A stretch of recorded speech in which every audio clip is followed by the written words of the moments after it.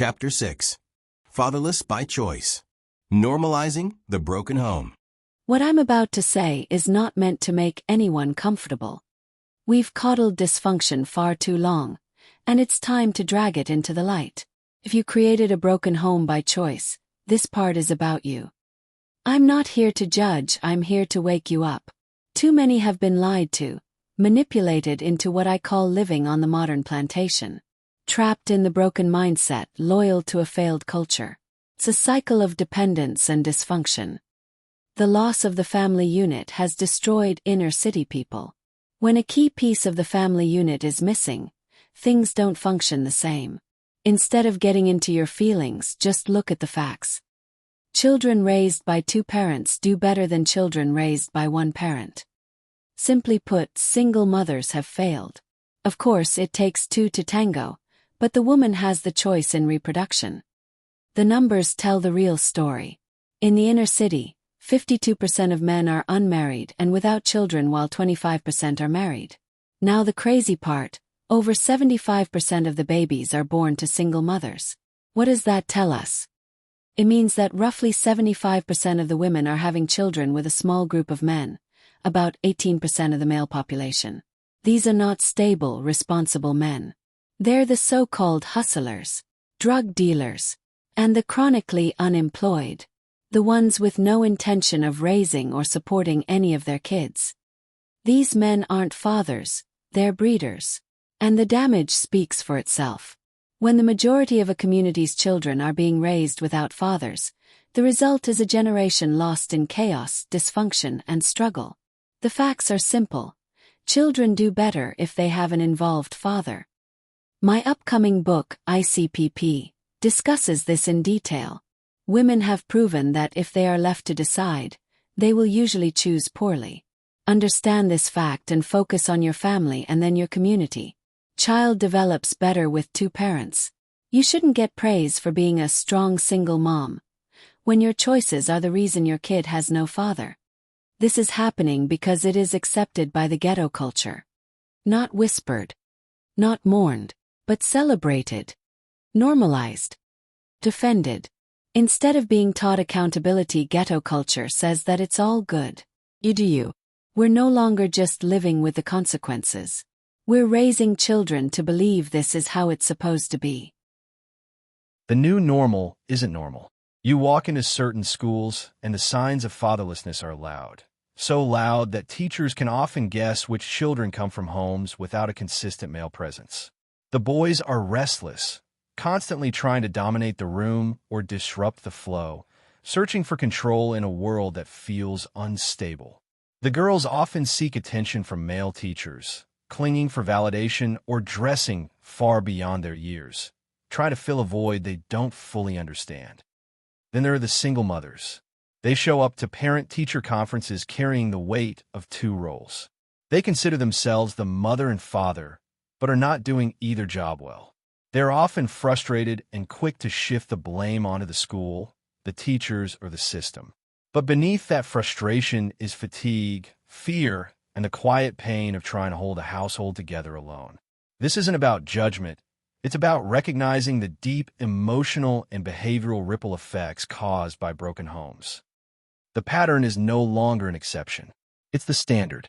In some schools, more than 70% of the kids don't have a father in the home. Ask the children where their dad is. You'll get a shrug. Locked up. Don't know. Down the street with his new girl. No shame. No pain. Just numbness. We've learned to live with it. We've grown so numb to the absence of fathers that it barely registers as a crisis anymore. We've adjusted our expectations so low that broken homes are just part of the background noise. No shock, no outrage, just quiet resignation. The damage is still there, but we've stopped acting like it matters. And when something as vital as fatherhood becomes optional, the foundation of the family and the future starts to crack. Real fathers don't just help, they shape futures. They aren't extras in the background. They are the foundation, the shield, the compass. When a man is present, involved, and consistent, children grow differently. Boys know how to channel their strength because they saw it modeled. Girls learn what love looks like because they receive it without strings attached. Mothers have support, partnership, and a buffer from burnout. Homes operate with balance, direction, and accountability. This isn't abstract. Teenage pregnancy and STDs are more common among fatherless girls. High school dropout rates are highest where dads are absent. Emotional trauma gets passed down like a family recipe, generation after generation. And the most painful part? We act like this is okay. We wrap the dysfunction in feel-good language. We say things like strong, independent women, but the truth is they are not independent. They get money from the government instead of their husband. Why are so many women raising children alone? Where are the men? And more importantly, why do we stop expecting them to stay, to lead, to be present?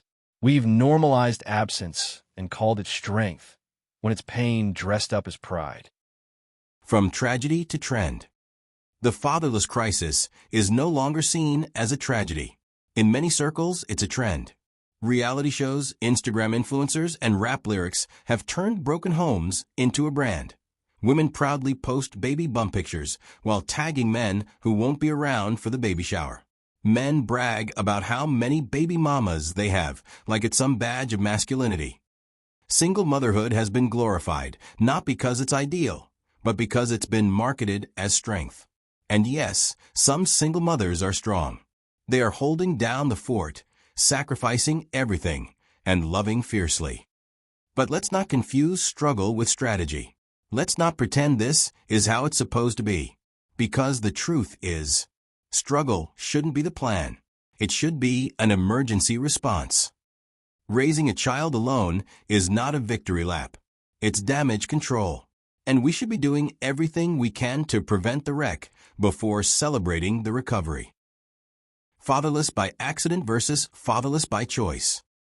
Let's make a key distinction. There are women abandoned, left without support. There are dads who died. Those are accidents, tragedies, injustices. We need to support the families that have been hurt by factors they cannot control.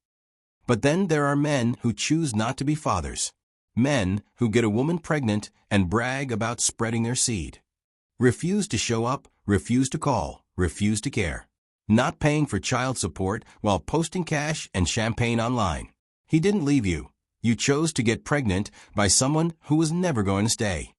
If we're serious about rebuilding broken communities, then yes, accountability must come back into the picture.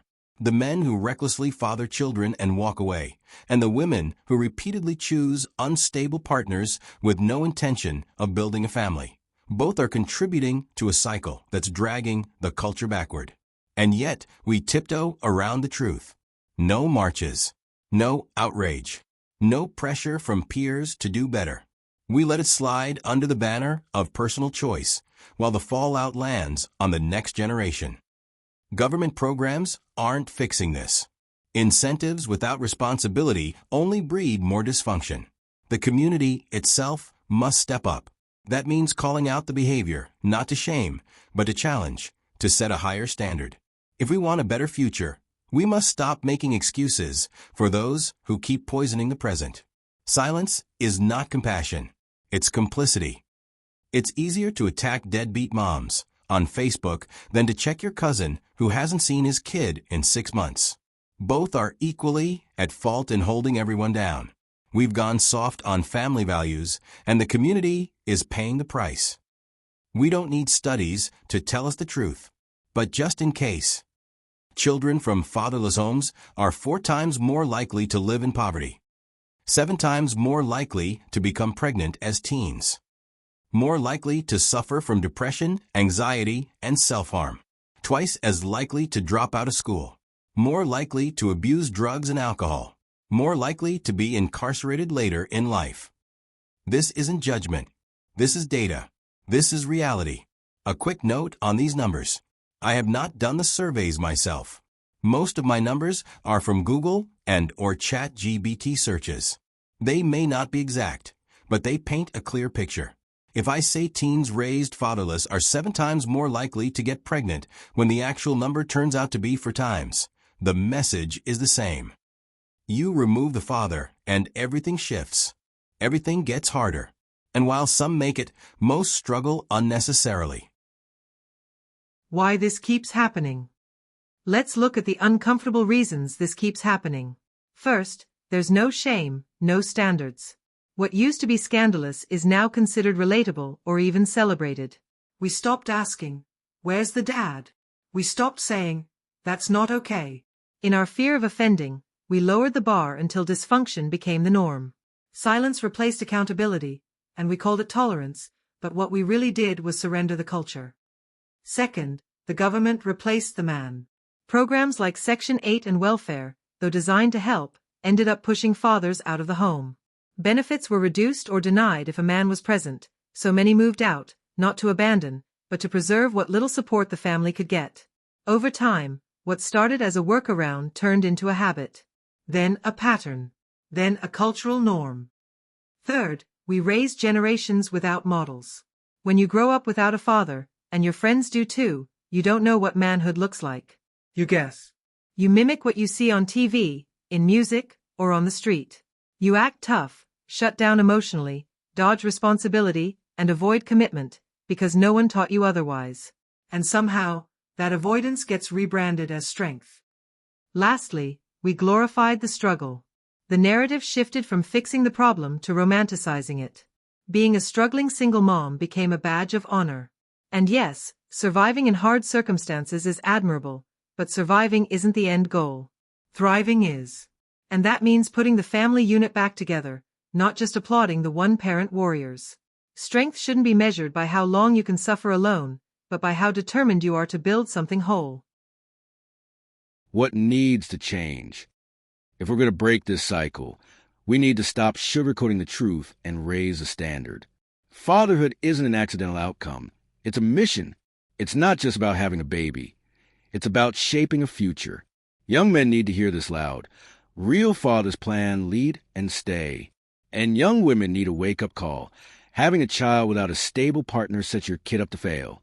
If he won't marry you, don't hand him a child. Quit glamorizing struggle and start demanding stability. Deadbeats need to be called what they are: selfish cowards. No more claps for men who show up twice a year and toss a few dollars like it's charity. Child support isn't negotiable. Fatherhood isn't a volunteer gig. If you made the kid, you owe the kid time, money, and presence. The days of high-fiving absent fathers for doing the bare minimum need to end. Hold them accountable or keep raising another broken generation. Next, we need to challenge the media narrative. Being a single mother isn't something to be ashamed of, but it's not ideal. Let's stop glamorizing the struggle and start telling the whole truth: the fatigue, the isolation, the nights of crying behind closed doors. Let's also highlight what's often ignored: healthy relationships, engaged fathers, stable homes. Make those stories viral. Put commitment and consistency back on the pedestal. Finally, we must mentor the next generation. Not every boy will grow up with a father, but every boy needs a man. Coaches, pastors, barbers, teachers, uncles, someone who pulls him aside and says, "This is how a man walks. This is how a man leads."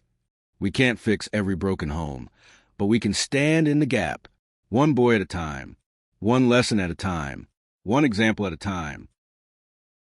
Simple real-world solutions. Number 1. Be honest with your kids early. Teach your daughters that being a single mom is not a badge of honor. Sit your boys down and be blunt. If you get a girl pregnant, child support will follow you for 18 years. One mistake can trap you in poverty. Number 2. Use real-life example. Point out people in your own family or community who are struggling because they made reckless choices. Not to shame them, but to teach. Kids need to see the consequences, not just hear lectures. Let them understand that broken homes don't just happen, they're often chosen, and those choices come with a heavy price. Number 2.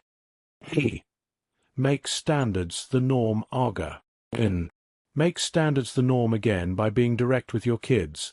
No baby until there's a ring, a plan, and a stable life. Not because it's some outdated tradition, but because it works.